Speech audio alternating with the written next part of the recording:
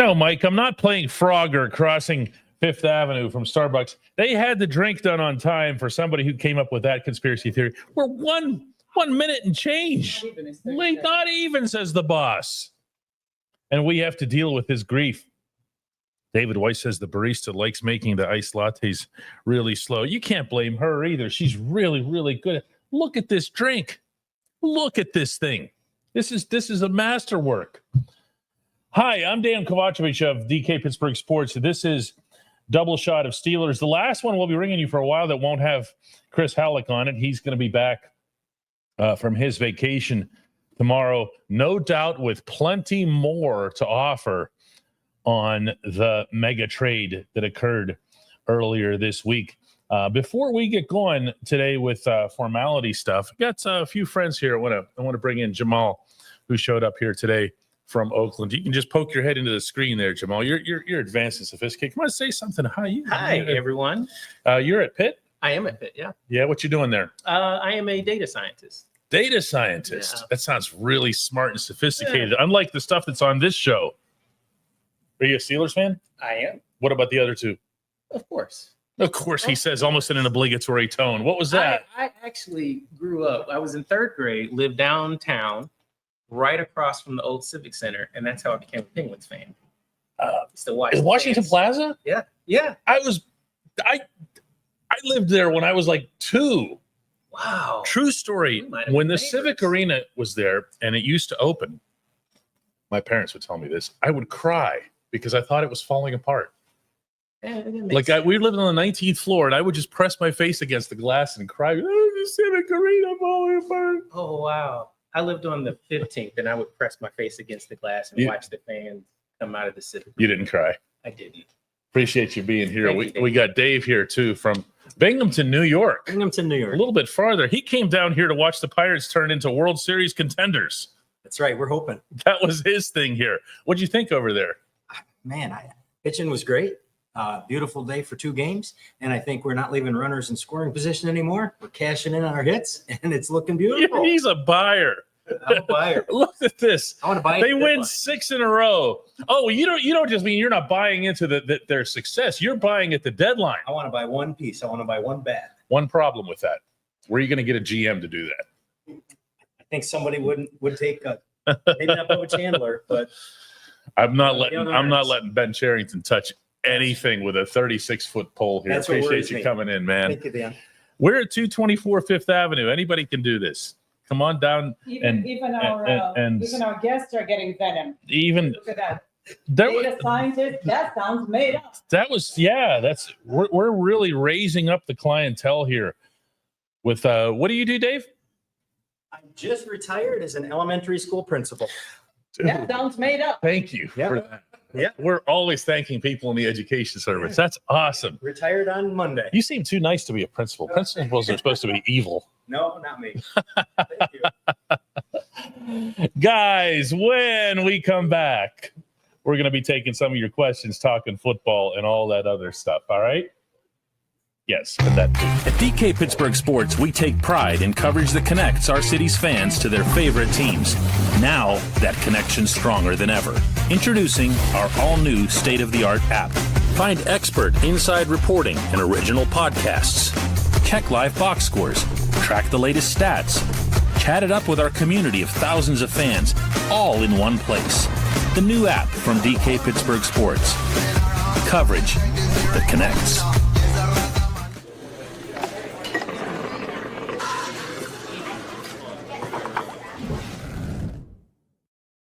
And welcome back to the program. And okay, my head's all over the place right now. Sorry.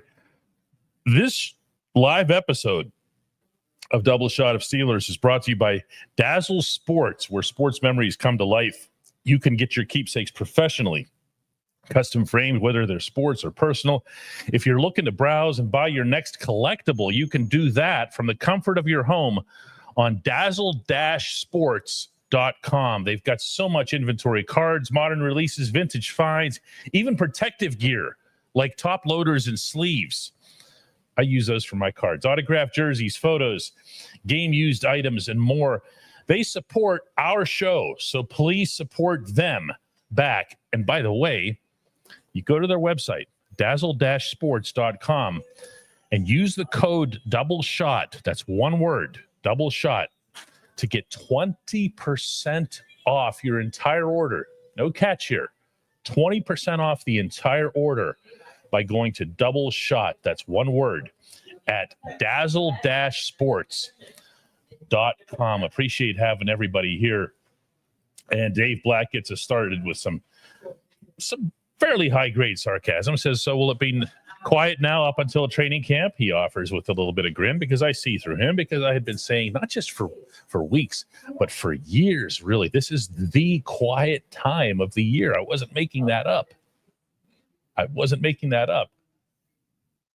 In the NFL, everybody goes their own separate ways after the mini camp. They kind of chill. They still have to stay in shape, obviously, and then they get out to Latrobe, and everything turns serious, and everything is just 100% football all of a sudden. And I'm sure it feels to them like it's all of a sudden here.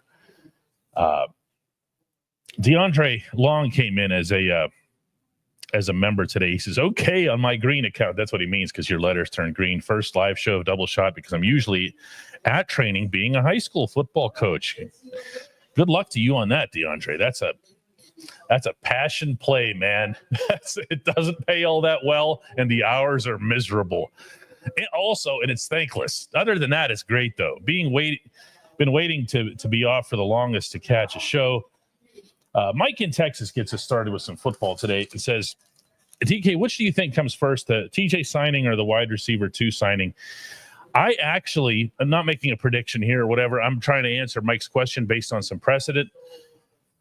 These tend to come both late in camp. And here's what I mean by that. The TJ thing, you know what I mean, because you've seen that happen.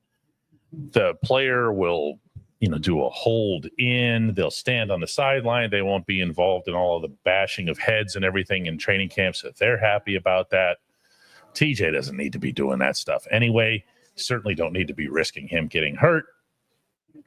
And then they get it done, like right before, like a week or two before. The other thing, the WR2 thing, I'm of the belief that Omar Khan is going to want to wait to see who comes available over the course of not just training camp, but the preseason. There's really not a rush to get somebody in. You're still talking about a depth player. I don't believe you're talking about another, starter, some even remote equivalent of DK Metcalf. You're talking about somebody else who would come in and be the backup to DK if he gets hurt, but not necessarily someone who's out there and starting. That might just be Metcalf and Calvin Austin, or who knows, Roman Wilson out there, and a whole lot of tight ends. Mr. CJ says WR2 won't happen until they see what they have. That's also a really good point. But he has no patience for this and says they should just go get Amari Cooper right now. Steelers South wants to know what the team's cap looks like. What's funny is I haven't checked that since the big trades, and I'm going to actually do that in about 2 seconds here. Yeah, according to Spot Track, which I utilize more than any of the other services, and there are now a bunch of those, show that they have cap space at $25 million. No way. There's no way that's correct here. Over the cap has the Steelers at a much more plausible 18 and change. They still have cap space is the correct answer to that. Remember that it's going to be, $5 million or so, and that's got to be set aside for emergency spending or anything like that. Come on in. There's still room for more players. There's still more room for impact here. Yeah, Andrew also heard 18 million. So if you're going over the cap, that makes a lot more sense than 25. 25 sure sounds like somebody didn't bother to update anything. The Steelers definitely added to their cap with these two acquisitions, even accounting for how much Minka makes. Swan asks, how much space could a TJ contract give room in the cap? Not a ton, but it will. For anybody who doesn't know what Swan's referencing here, TJ's extension is actually expected to help the Steelers on the cap, depending on how stuff goes. Let me share with you what I had hoped to talk about, all right?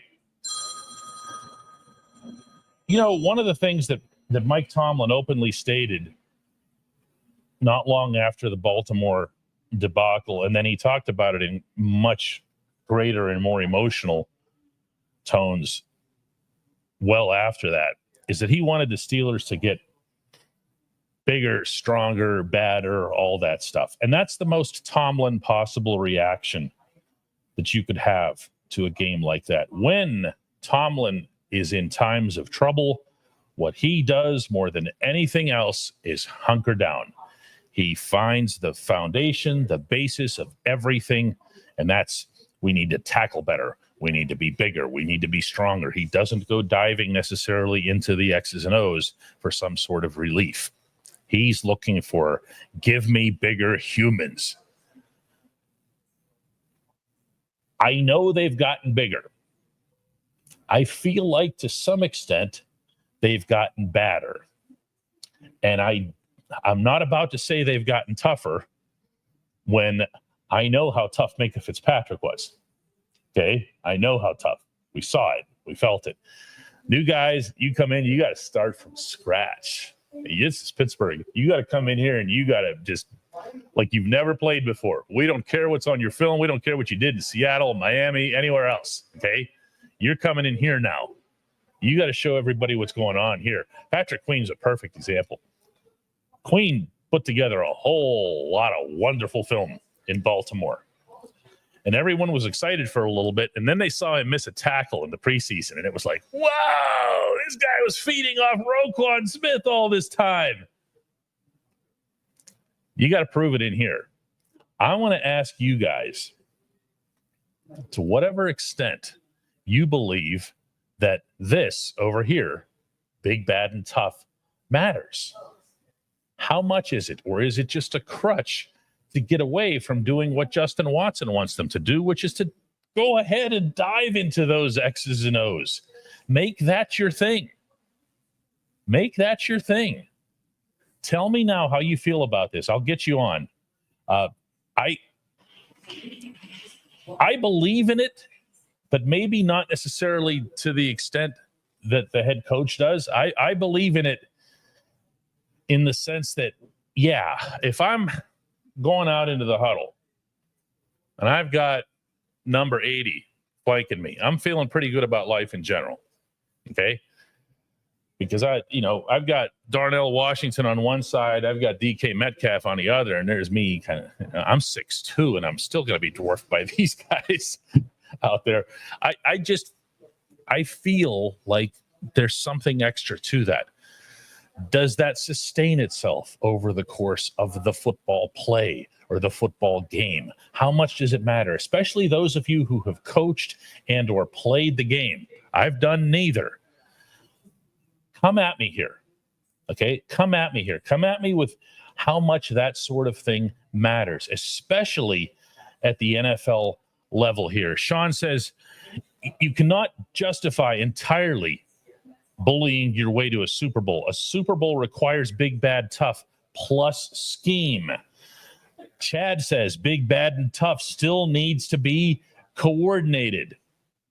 Ray says just do whatever the Pirates are doing now. I don't even think they know what they're doing right now. 6 wins in a row for anybody who had already checked out on the season, and they're not winning by a little either. They're massacring these past 2 teams that they've played, the Mets and the Cardinals. Harry says, it's like they say, it ain't about the X's and the O's, it's about the Jimmies and the Joes. Well, in this case, it's about the Jumbo Jimmies and the Jumbo Joes. Tell me what you think about this. John says, big, bad, and tough matters far less than intelligence and skill. The last I checked, the games are decided by the scoreboard, and that takes execution. Yeah, but executions, you can't tell me that execution isn't influenced by this. You can't tell me that execution isn't influenced by, I'm going to keep mentioning the same couple of guys, but if Metcalf can go up for a ball that you can't, that influences execution. If Darnell can finish a block that a regular sized tight end can't, that's execution. And it's not just those guys either. I look at, like, you guys haven't really had a solid opportunity yet to lay eyes on Caleb Johnson. Now, Caleb's not bigger than Najee Harris, okay? And I don't want to make it sound like he is. But there's something about him when you see him. There's something about him that looks more Rashard Mendenhall plus an inch or so, where he just has that size factor to him when you look at him as a running back. He's not getting down low.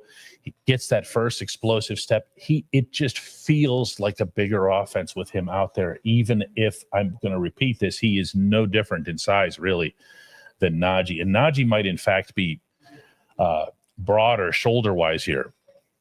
Charlie says, I feel Miami's a good example of X's and O's. Great on paper, and whenever the conditions are good, it works. But whenever it gets cold, all of that planning doesn't help. The players grow a pair. I haven't the Dolphins kind of dispelled that whole thing anymore? I mean, all these years, decades in the AFC East, they play these games in Buffalo and New Jersey, and, you would think that they would get over that at some point. Mike Jones says bowling ball running back. Nah, he's not really that either. He's really not. Yeah, Marcia says Derrick Henry's size helped the Ravens. Yeah, there's only one of him. Cody comes in with a good one. I played my entire life.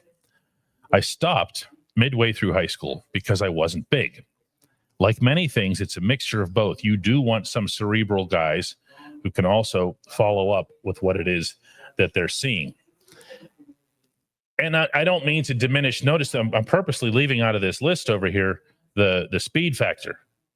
Okay.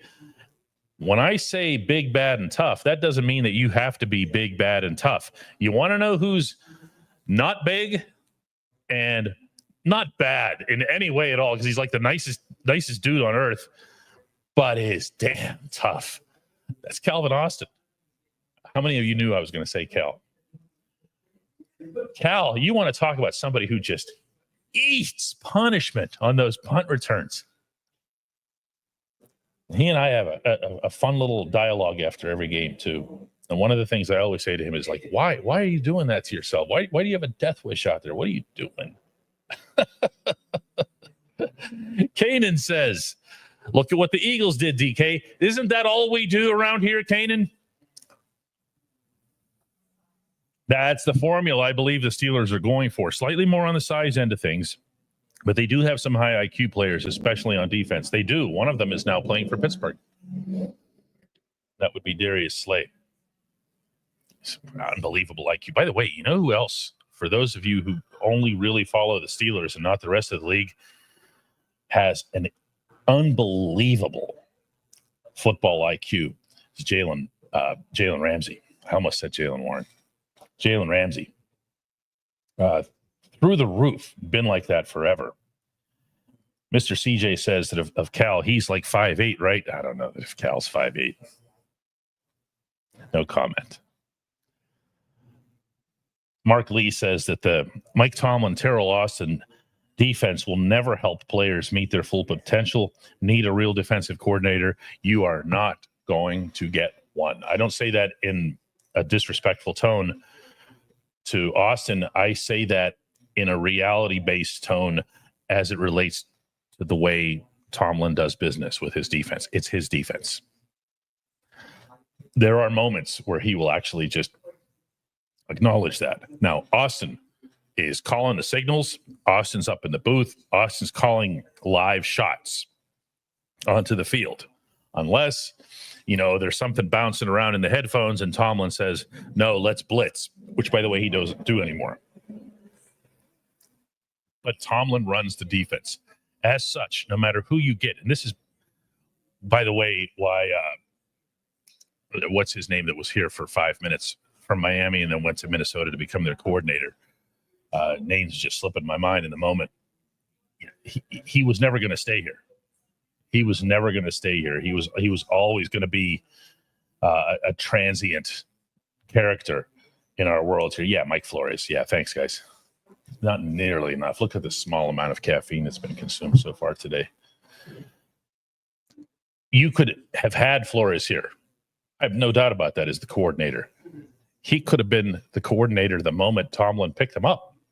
Think about that. He could have just walked in and installed his defense and everything. There's a reason he didn't, and that's because the head coach wants it his way.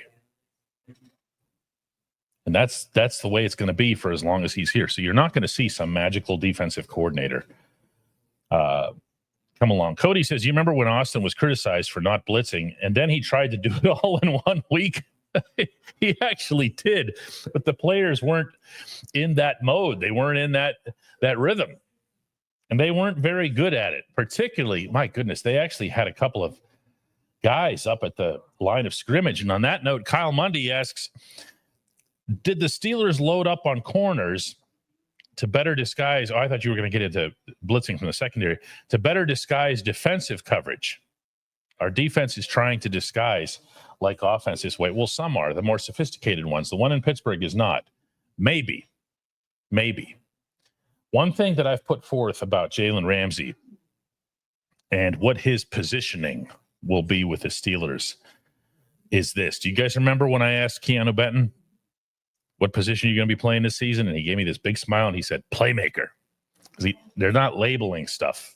And maybe they are internally and they're saying, well, he's an eye tech, he's this, he's that. Okay. If you're on a spot on the field, regardless of where you are expected to make a play. So if you have Ramsey in different spots, if you have the opposing quarterback, the opposing coordinator, maybe a little bit extra concerned about where Ramsey is. Kind of the usual safety effect. Ramsey's not going to come off the field. That's the part that has to get understood here.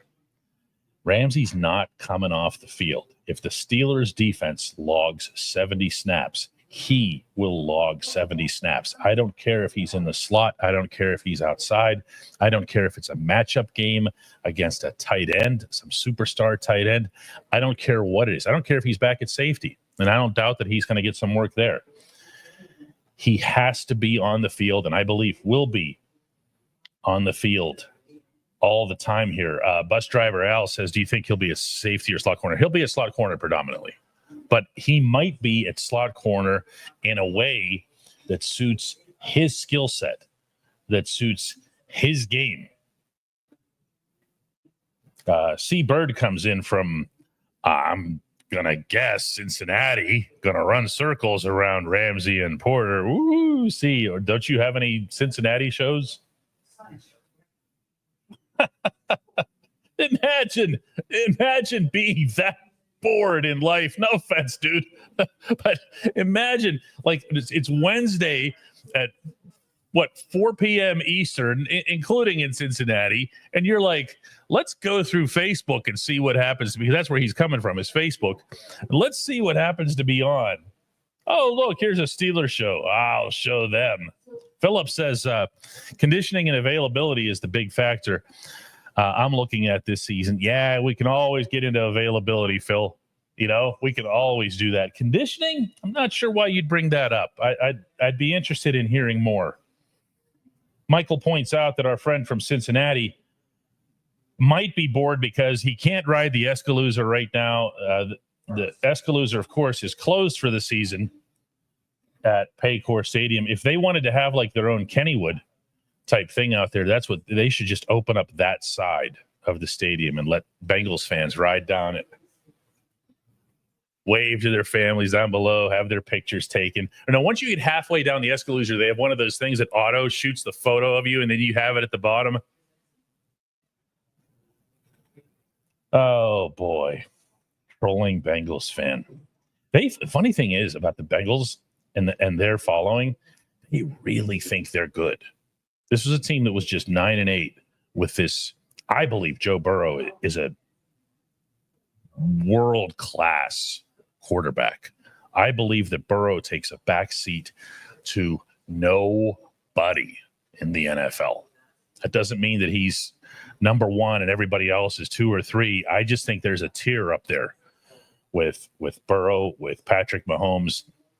I might Josh Allen a little bit, maybe just a small tier below them, but I think the world of Burrow, and all they've done is waste him because they just keep signing his toys. They don't protect him sufficiently, and they've got almost no defense. But they've got the quarterback. They've got the player that everybody comes to see, so they think they're great. Shane says, hey, DK, when it comes to TJ Watt's contract negotiations, I'm hearing from multiple sources, you are not, Shane, that he wants to be making more money than Myles Garrett. We've not reported that, Shane, so there's not really anything that I can say. We don't comment on other people's work. I'm not being mean here or whatever, but just if you want to ask us about something that we've reported, I am all over that. Paulie says that the Bengals don't know what defense is. C still hasn't figured out where the grass is to go outside and touch it, but we can still keep having fun at his expense. Corey says you get to the Super Bowl and all of a sudden you're a good team. They did get to the Super Bowl and they had an opportunity to win it. And they had an opportunity to win it with their offense, and they did not. And that added to their string of non-Super Bowl seasons to, what's the current count? Oh, right, all of them. Danny says, DK, do you believe the bigger and badder philosophy is stemming from the trauma of the Ravens' playoff loss plus the Eagles' success? This is a good question because when Tomlin himself acknowledges, as he did publicly in that interview on NFL Network that gained a lot of traction, where he stated that he started thinking about it before he even got into the shower in Baltimore. He started thinking about, being having more size and more physicality to the team. So that's obviously a component in this. It has to be. But this other stuff, you bring up the Eagles. I mean, Andy Weidl was brought here in large part because the Steelers loved the way the Eagles patterned themselves. They loved the way the Eagles built line first. They loved the way the Eagles really have done everything here. Sergio says, asks if I got Ramon's reaction to the trade. Ramon wasn't available for a show today. He and the family are out of the country on vacation. So, nope. We'll get him next week. I told you, this is that time of year. So, no, I have not heard from Ramon on this, and I'm not going to characterize how he might feel on it here. Cody says ESPN fell off a long time ago. I'm not sure what that's in reference to. I'm not going to disagree either, but I also don't even know when's the last time I watched TV. Even when I was watching the Stanley Cup final, I did it on one of those streaming services and pretty much had it on my phone. I just don't watch television. Do you guys watch TV still? Anybody watch TV? Anybody listen to the radio? There's another one, like old school radio. Do you listen to radio? Or are you pretty much just videos and podcasts? Because that's what the numbers would strongly suggest everybody is doing right now. Mike Jones says that San Francisco did it first, guys. San Francisco's done a lot of pioneering and a lot of concepts, meaning of late. Pioneering is too strong a term. They've come up with a lot of things that a lot of people are following, and they continue to do that, by the way. Toddy takes a shot at the Bengals. Jay Mood says, I thought the Eagles' loss was worse than the playoff loss. Controlling the clock at will was embarrassing. Oh, no. Can I disagree with you respectfully? It doesn't mean I'm right and you're wrong. I just want to share my own stance here, okay? I was there. And the reason that I mentioned that to you is that I was in the locker room afterward talking to these guys, and I can tell when they feel like they've performed well and the other team just beat them. And I can tell when they feel like, wow, we were just total crap. And they knew they were good in Philadelphia, and they were. The Steelers were solid in Philadelphia. They ran into a better opponent, and the better opponent outplayed them. This despite having, if you'll recall, Saquon Barkley getting hurt. Why? Because new Steeler Kenny Gainwell went out there and made some runs that they weren't necessarily anticipating. But I thought the Steelers gave everything in Philly, and they put out, and I think that was part of the reason that the downfall began, because they wanted that game so bad, not out of any sort of, in-state thing or rivalry or whatever. They just felt that was a wonderful measuring stick for them. And they wanted it so bad. I have all the admiration in the world for how the Steelers played in Philadelphia. I don't so much for the stuff that followed. And believe me, no, they don't either here. Breezy says podcast unless in the car. Dude, you can do podcasts in the car now easy. Make sure you hook up your Apple CarPlay or whatever. Podcasts are easier than ever in the car. Dwight Jefferson says no TV, just streaming. Jay Mood says, I take care of my mom who has Alzheimer's. Good for you, my man. All we do is watch TV, I would imagine. Polly says, can we have DK Pittsburgh Sports Internet Radio? We had it once. This goes back a few years. We had it, but unfortunately, it was way too far ahead of its time. Like, I have a feeling that if we did something like that now, it would do really well. But that was just way, way ahead. And Adam points out here, great point about the Philadelphia game. The Najee fumble ended that game. Do you remember how the Steelers were rolling down the field on that last drive? That last key possession of theirs where Najee fumbled. They feel they could have and should have won that game. Najee out of nowhere, one of the more sure-handed guys the Steelers have ever had, really, at running back. Just whoop, there goes the ball. And remember, they ended up crediting the fumble to Russ, by the way, which was nuts. Dave. Oh, this is Dave. It was here at the beginning of the show. Says, thanks for the opportunity to meet you today. Man. Other way around. We're always grateful for everybody who comes in and says hello. We're grateful for everybody who listens to our podcast. We're grateful for everybody who watches our videos. We're grateful for everybody who reads our written content on the app. We're always the ones saying thank you. And if you come in, yeah, you're going to get treated special. Breezy says, DK, in your opinion, who's got the number one defense overall this coming year? I haven't done some 32-team survey here to look at who all has what and who all has added and who all has subtracted. I will say, as it relates to the local franchise, there are the makings of having a tremendous defense. Okay, and I understand before everybody goes snapping at me, yes, the scheme has to be there. Yes, there has to be X's and O's. Yes, you need a new coordinator. Yes, you need a new head coach and all this other stuff here. But as far as the personnel goes, if your weak link, and I don't even say that in a mean way, is Juan Thornhill, meaning if you stack your guys that you have 1 through 11 and Thornhill is your 11 and he's playing center field safety and he can be replaced, he can be supplanted. It's a pretty neat group. It really is. I think, I don't know. I'm not going to sit here and say they're going to be number one or whatever. Joshua Dobbs says George's fumble in the Bills playoff game definitely didn't help. Nope. Neither did the interception in the end zone where Deontay Johnson could have easily come back to the football, and Mason Rudolph ate all the blame for that. Berg Boy says, hey, DK, why is Cordero Patterson still on this roster, and will he still be our kick return guy even when we had the worst return yardage? Funny thing about Cordero, if you think of the whole scarecrow effect that we've talked about for years with Minkah, where, the offense, the opposing quarterback just doesn't want to throw anywhere near Minkah. So that, in fact, cuts the field vertically in half. All right. There is a school of thought within the Steelers, and I am not a special teamsologist to support this or whatever, that teams kicked away from Patterson. Okay, and I'll believe that, because why would anybody make that up? Teams kicked away from Patterson. That's why you kept seeing the same guys get the ball, and it wasn't really him. He has the reputation that he has.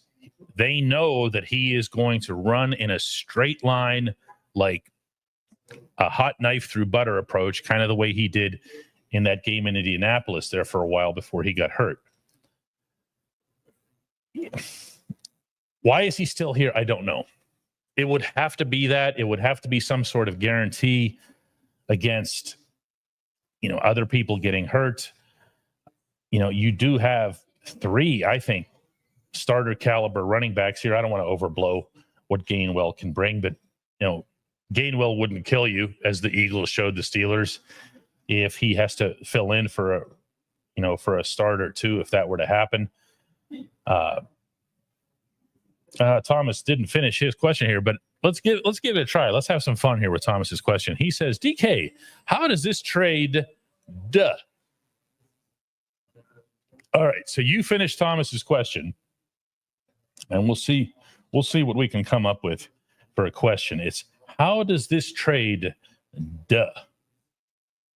In the meantime, while we wait for those, Breezy says that Gainwell will be the hidden gem on the offensive side of the ball. He will be, Breezy, if he can hit those wide zone blocking scheme plays and make something happen out there.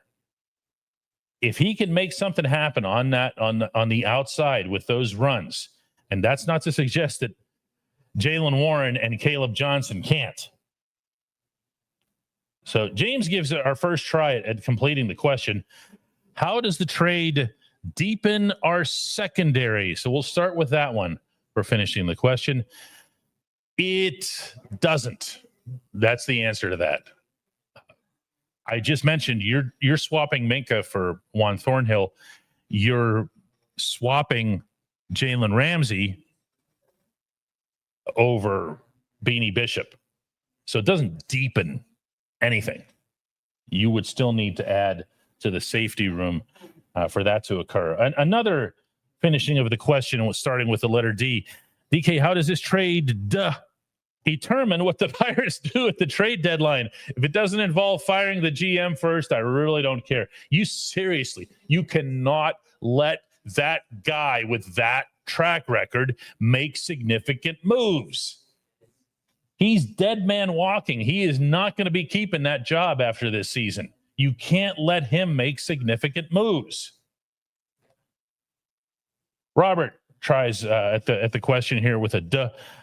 How will this trade decide the North? I don't know. Do you think the Steelers are better than the Ravens? I think they're better than the Bengals. No, they're better than the Browns.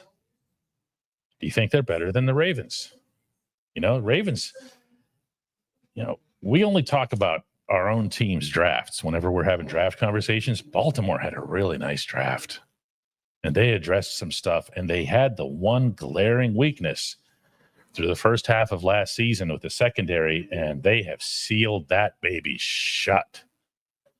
So can you count on something as basic as, well, Derrick Henry's going to be a year older, or Lamar Jackson's going to be a year older? I didn't see any decline beginning last year. Mike in Texas says, how does this trade define our season? Well, it certainly defined the offseason. How about that? We'll define the season. Ask me in January, right? Dave Black says Ben Cherington can't touch or trade any of the pitchers. I shouldn't even have the job. Jeffrey Carr says, determine the effectiveness of the defense. I would say that depends on how capable they are, to kind of echo something we brought up earlier, of moving parts around, of disguising, of surprising. You now have pieces that can do this, and you have one piece in TJ Watt that needs to begin doing this. TJ needs to move around, even if you have other threats from other positions on the line, whether that's because, Derek Harmon is getting to the backfield and adding a threat with Cam Hayward. If that's because Jalen Ramsey, who's more than capable of getting into a team's backfield, a lot of different ways, actually. If he gets back there, TJ still has to move. Nick Herbig still has to get onto the field. There has to be more of a unpredictability to this. How many times do you watch the Steelers games? I'm glad you brought this up. Where you watched the defense as if it's just TJ. Do you do this?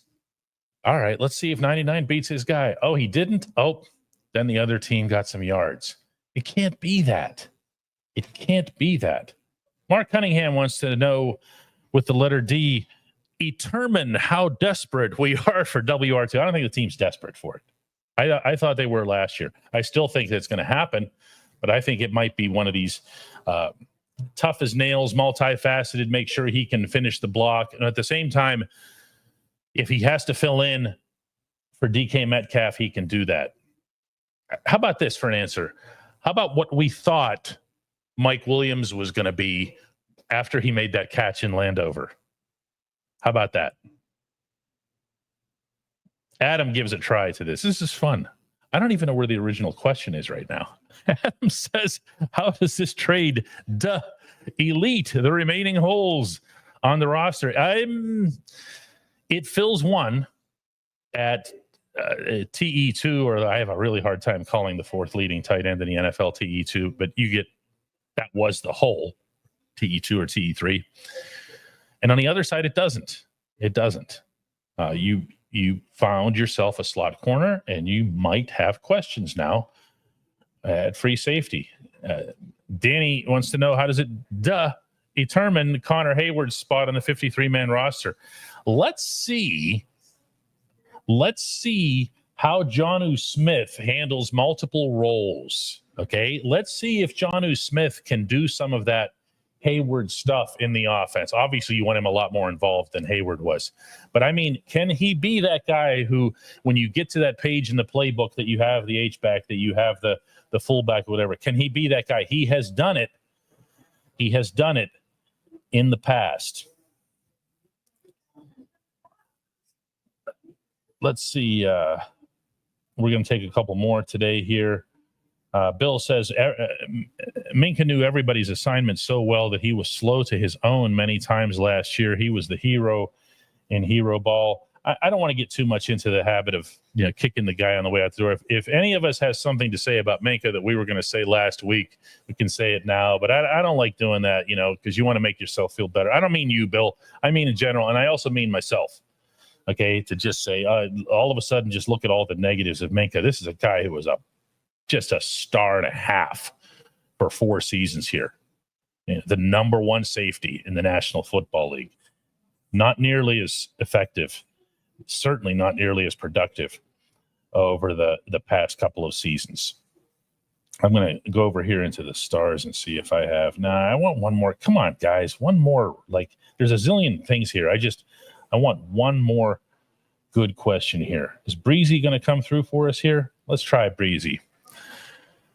So, I believe Will Howard can be the next future franchise quarterback for the Steelers, learning from Aaron Rodgers. Plus, look at the defense he's going to have to practice against every day to help him learn the game.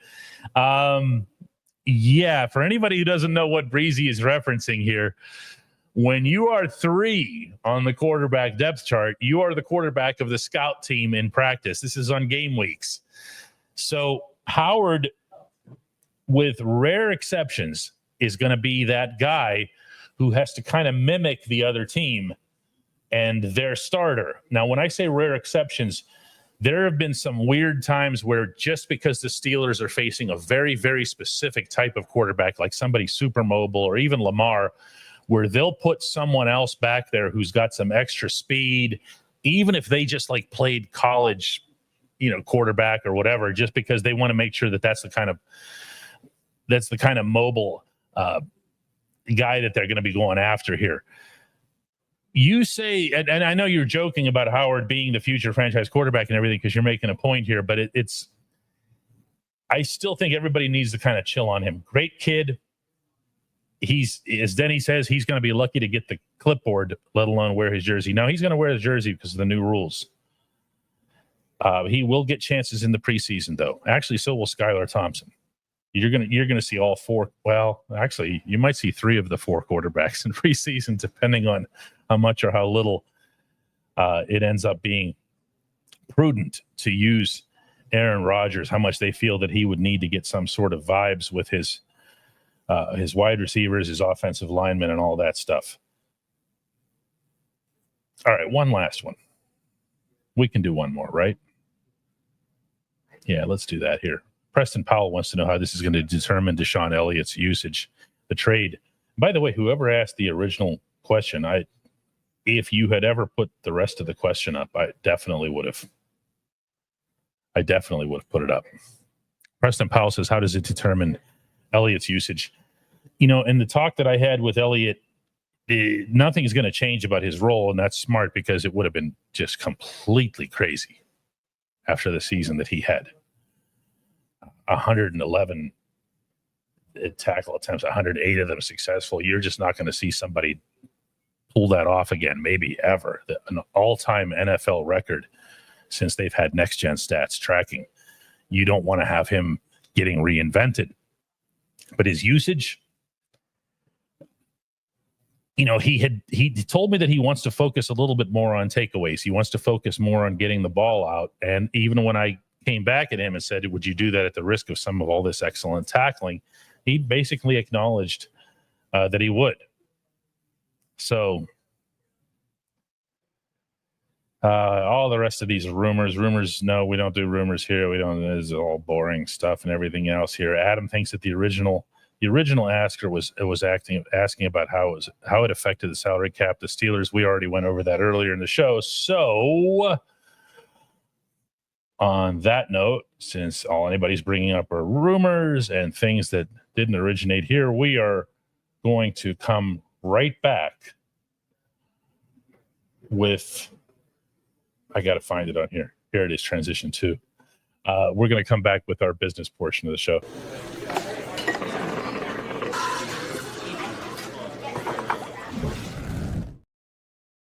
That is what it's called. It's transition 2. And that's because she thinks I'm dumb. So the first one that we do earlier in the show is called transition 1. So I don't screw that up. The second one, cleverly enough, is transition 2. Yeah. Frank says, Frank joins us as a new member. We appreciate having you here, Frank. Danny Hans also came in as a new member. I'm not sure where we are right now. The boss is occupied over on the other side of the HQ here. But the goal is to get to 3,000. I believe we're somewhere like a little bit over 2,000, but the goal is to get to 3,000 by the 7th of September. We'll see whether or not we can pull that off as a community. That would be really cool. Remember that your membership comes by going to dkps.net/join. dkps.net/join. That's an actual URL. You have to type it out, and it's super easy from there. Like crazy easy. I tested it last night on one of our other team's channels. YouTube makes it super simple. Cybok gifts 5 memberships for those who want to try it out. We already had one members only show this week on the evening of the big trade because we just couldn't stop talking about it. Greg came in with a $2 late fee. Cody came in with a couple bucks. Mike came in with a couple of bucks, wondering how impactful Caleb Johnson will be. I believe it's more than most think at the moment, but he has hurdles that he needs to cross when he gets to Latrobe, specifically pass blocking, picking up blitzes, and so forth. Ricky dropped 5 gifts on the group, and just this very second, like I'm talking like right now, Jonathan Bader came in as a new member. So we appreciate having you guys here. Again, Chris will be here tomorrow. The day after that, I'm flying out to Seattle to cover the sizzling Buccos facing the Mariners out there. I'll be on the wrong coast for the weekend out on the Pacific Northwest. I always enjoy my trips to Seattle. I'm taking the boss along. She'll just go do, because I'm so busy with the baseball, but she'll just go do her own thing. But it's a great, great place for that sort of thing. Again, thanks to everybody here, and we'll be back tomorrow with Chris. This is where the dummy goes and searches for transition 3. Oh, no, it's called outro, I think. Outro. Yeah, here. No, end of the show. End of the show.